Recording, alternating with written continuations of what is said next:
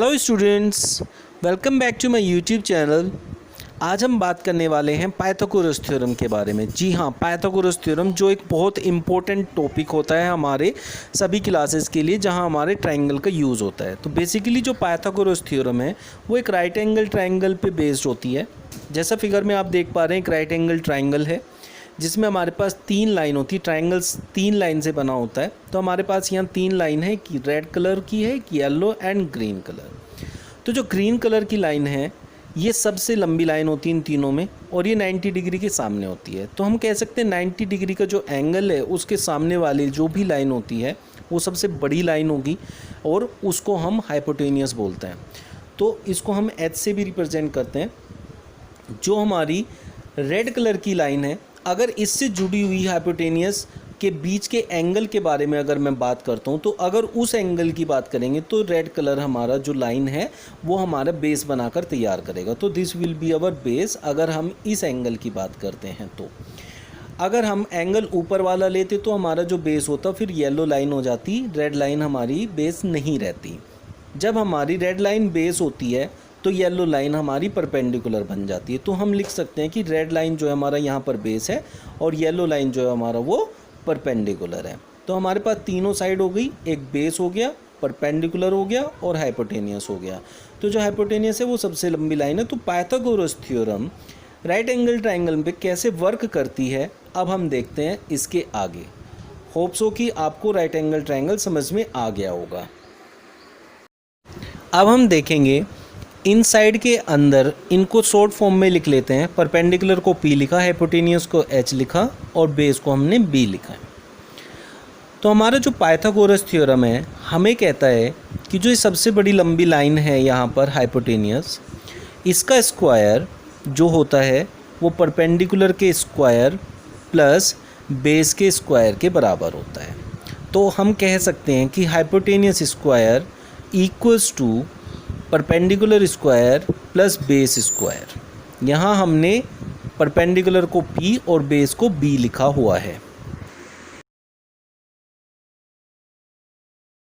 अब हम इसे एक एग्जांपल से समझते हैं कि हमारा base let it be 3, perpendicular let it be 4 और हमें हाइपोटेनियस फाइंड करना है।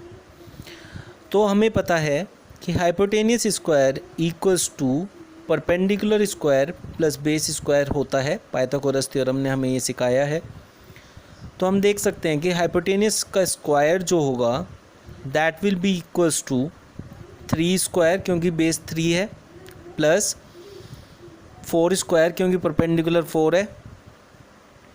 तो हमारा बन गया कि hypotenuse square is equals to 3 square plus 4 square. Hypotenuse square is equals to 3 का स्क्वायर 9 होता है, प्लस 4 का स्क्वायर 16 होता है, 16 लिखेंगे। तो दोनों को ऐड करेंगे तो हाइपोटेनियस स्क्वायर इक्वल्स टू 25। अब हमें हाइपोटेनियस की वैल्यू चाहिए, हाइपोटेनियस स्क्वायर की वैल्यू नहीं चाहिए। तो जब भी हमें किसी वैल्यू चाहिए जो स्क्वायर में ना हो और स्क्वायर में दी हो तो उसको हमेशा स्क्वायर रूट कर देते हैं, तो उसकी वैल्यू आ जाती है। तो यहाँ हाइपोटेनियस स्क्वायर का रूट कर देते हैं तो हाइपोटेनियस मिलेगा। तो उसके लिए हमें 25 का रूट भी करना पड़ेगा। तो हाइपोटेनियस स्क्वायर का रूट इधर करेंगे और उधर 25 का रूट करेंगे, तो हमें हाइपोटेनियस इक्वल्स टू 25 का रूट होता है 5। लेकिन जब भी हम किसी वैल्यू का रूट करते हैं तो उसकी वैल्यू प्लस और माइनस दोनों में आती है। तो हमारा जो आंसर आएगा दैट इज़ +-5।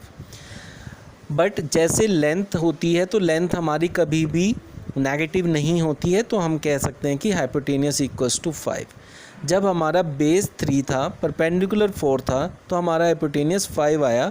और इस तरीके से हम हाइपोटेनियस को कैलकुलेट करते हैं और इसी को पाइथागोरस थ्योरम कहते हैं। ये पाइथागोरस थ्योरम को निकालने का तरीका होता है जिसकी हेल्प से हम हाइपोटेनियस निकालते हैं।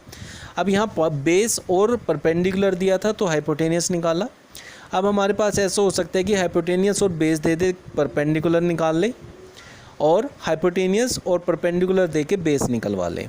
तो वो आप कैलकुलेट कर सकते हो इसी फॉर्मूले से।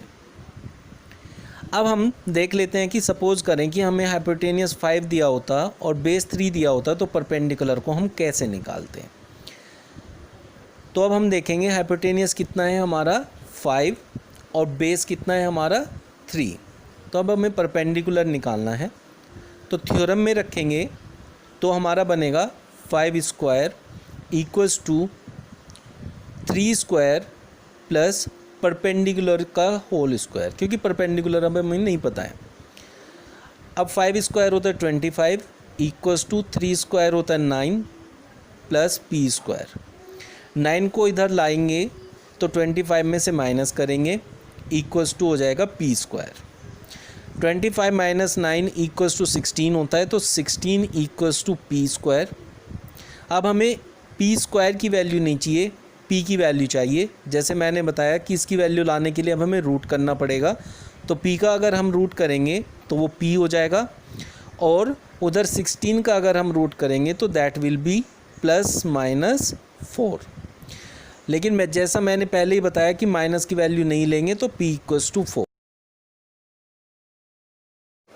नाउ आप लोगों को अब पाइथागोरस थ्योरम बहुत अच्छे से समझ में आ गई होगी, तो आप लोग प्रैक्टिस करें और इसको अप्लाई करने की कोशिश करें। जैसे जैसे आप अप्लाई करेंगे तो ये बहुत आसान आपको लगेगा।